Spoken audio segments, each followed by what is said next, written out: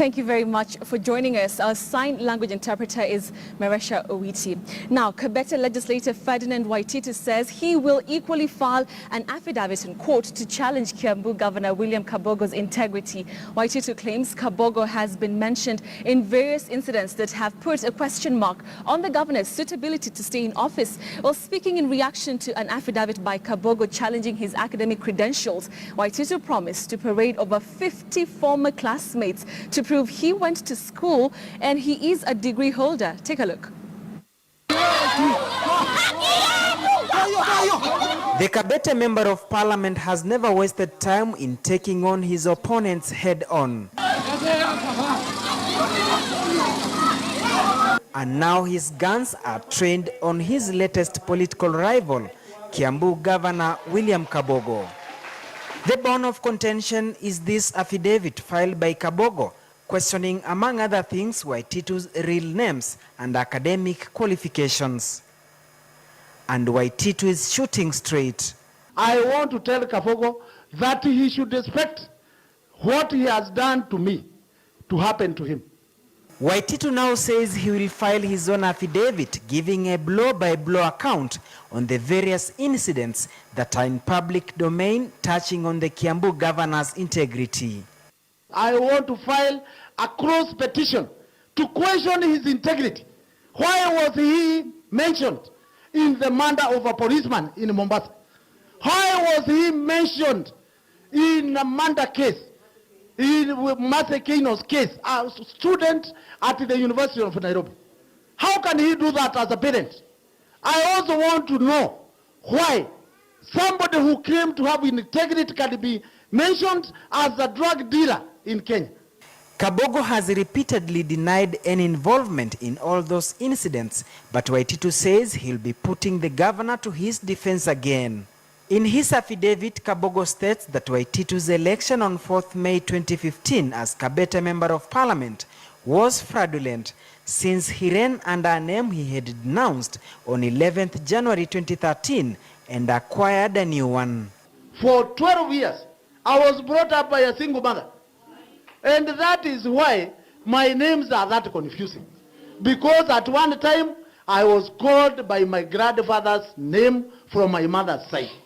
Then when we came back to my father's side, I started using my father's name. That is why people find my names as if there is something sinister. On claims that he's not a degree holder and never went past primary education, he says, I'm going to come with over 50 classmates from primary, secondary school, high school, where I was.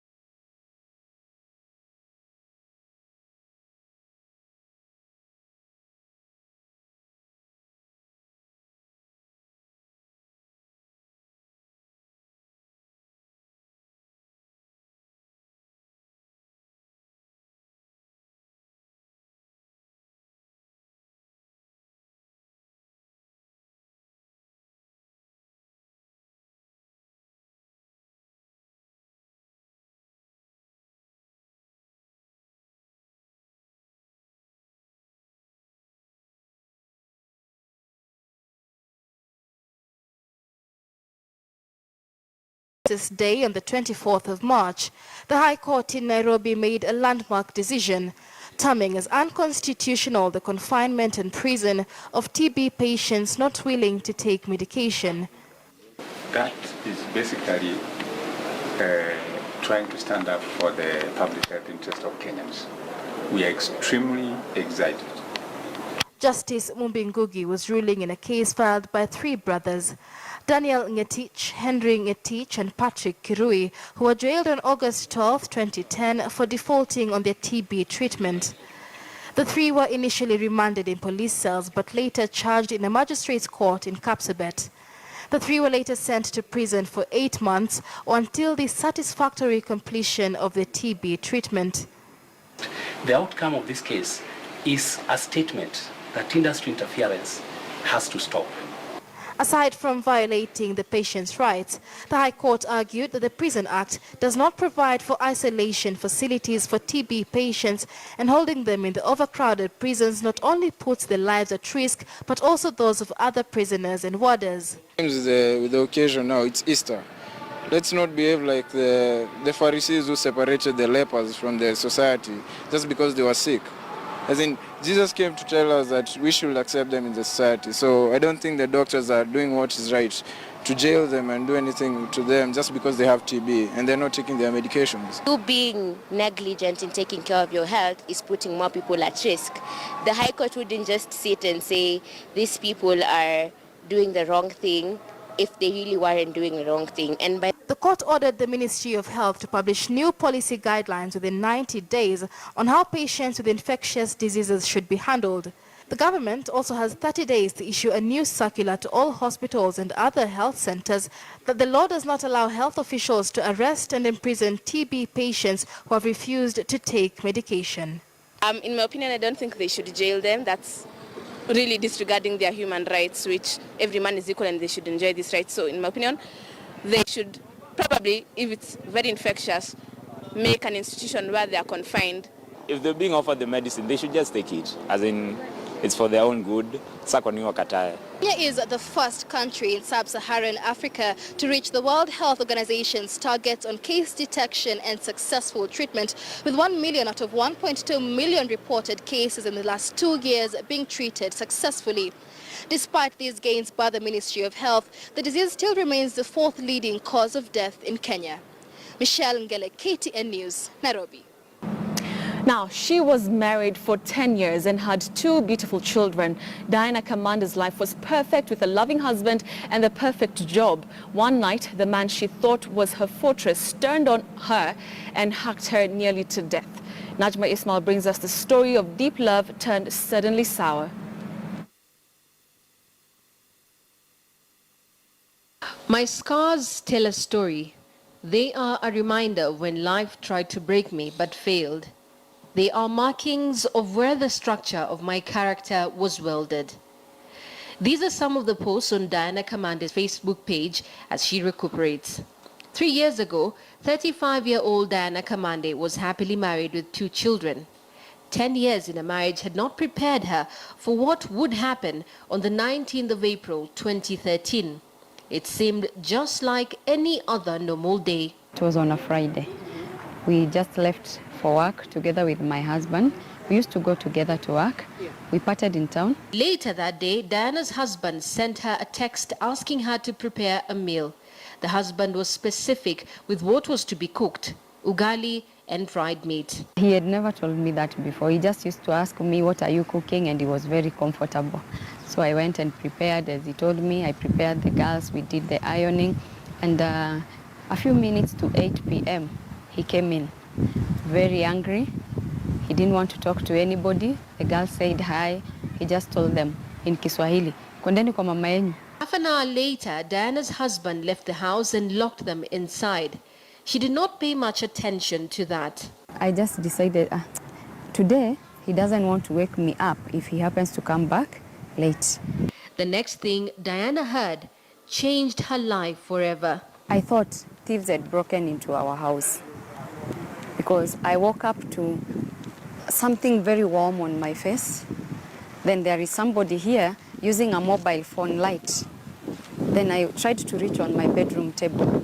I was thinking thieves had broken into the house.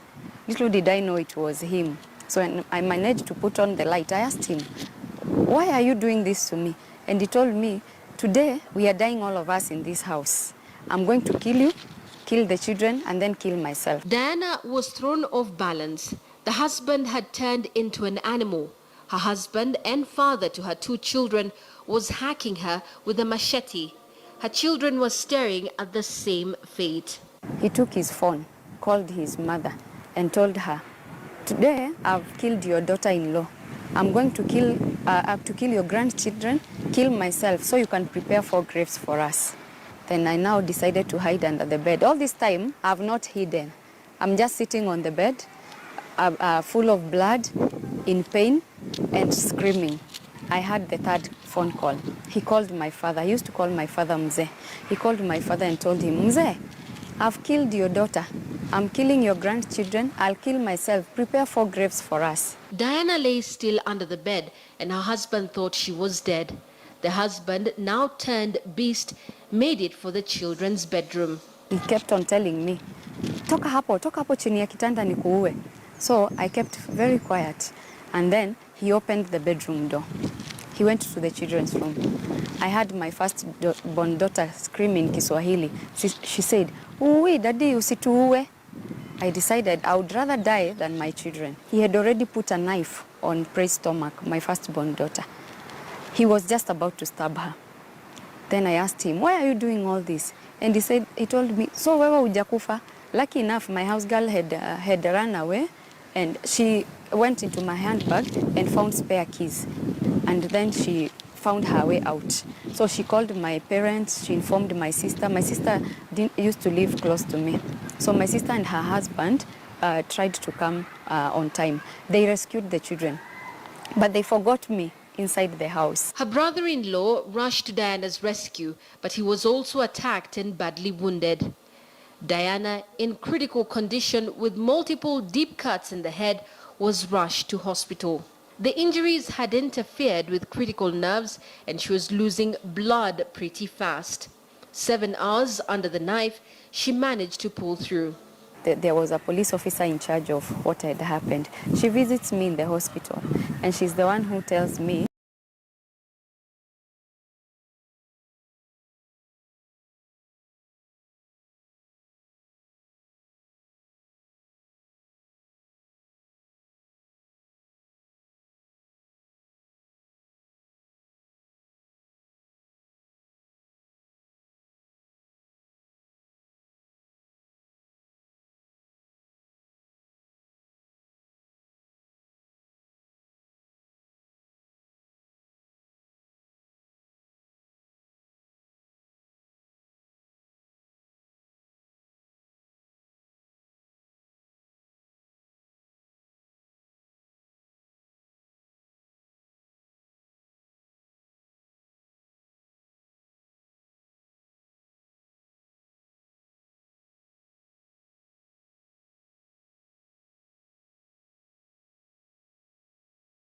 despite the fact that they have never heard each other's voices and have never heard the beautiful sounds their baby made after he was born. Lofty Matamo brings us the story of silent love.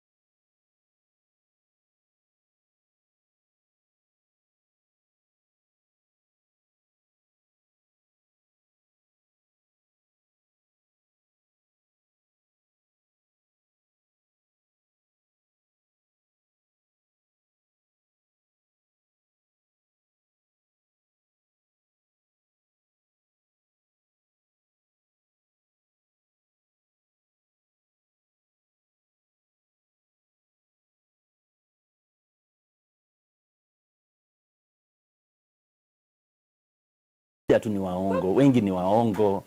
Atakwambia hivi, akuahidi hivi, lakini utakuta anabadilisha mambo. Imekuwa mzuri sababu kufika saa hii maybe angekuwa tena ametoweka, lakini saa hii sasa amekaa. The couple has a 3-year-old baby boy in Rwanda by the name Akeza, who can hear and speak well, but signs remain a default language in this young family. Baba alikuwa anaongea naye akiwa mdogo tu, hiyo ndio lugha yake ya mama. Sasa the lovebirds have since looked for another child in vain. Tukaenda kwa daktari pale, lakini yale mambo anafanya hata singeelewa ni nini anaendelea pale, kwa kuwa sisi hatusikii. Henriette sells omena and bananas at N Town near Kabete. Her husband continues to make metal boxes, a technique he learned from his in-laws back in Rwanda.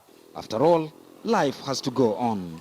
However, the smiles, openness and sincerity, they say, is the pillar of their love life.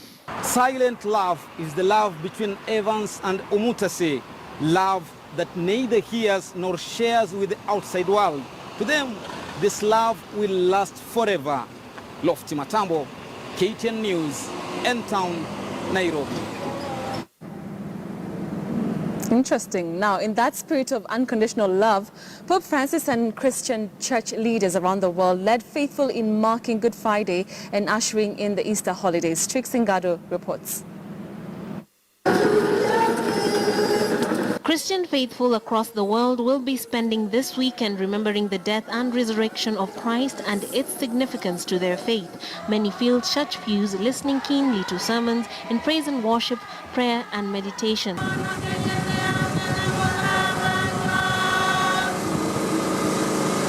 For devout Catholics, Good Friday was commemorated by marking the way of the cross, many praying for problems facing the African states and calling on unity among leaders. Basically by going to church, attending the service, getting to know probably meditating more on the need to have Christ, not just in our hearts, but even also as a country.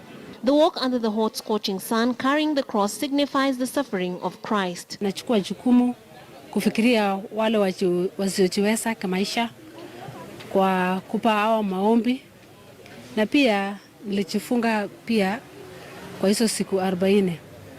So pia natoa kitu kidogo kusaidia wasiojiweza by going to church and pray, and then I will pray to God that he will always make me happy and I always pass my exam.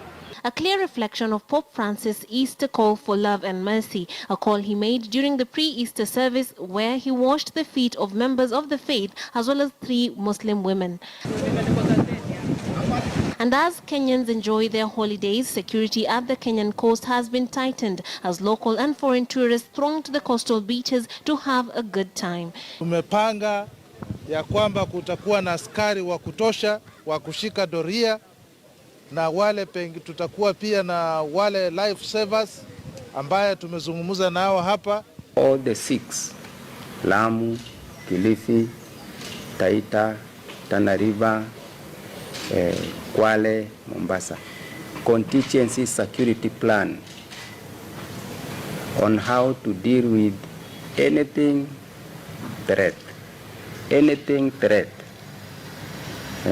ranging from rumor, gossip, that is also threat. We have, and they have cascaded these plans to sub-counties. Trix Ngado, KTN News. Now, as the world ushered in Easter holidays, a community that considers itself belittled and forgotten came together from all corners of the East African region to take stock of where they are. The Nubian community has decried poor treatment by their host countries, claiming they've been reduced to second-class citizens. KTN's Francis Ontomoa has been following the Nubian cultural extravaganza in Mombasa. They needed little inspiration to travel from far and wide and congregate to celebrate their cultural heritage. The Nubian community across the East African countries made their way to Mombasa to commence a cultural extravaganza, one that top officials say is meant to foster unity, build resilience, and focus on teething challenges affecting the group. It's one of the most beautiful and one of the most unique cultures in the whole of Kenya. And as time goes by, the more we promote our culture, the more it's being appreciated by people in Kenya.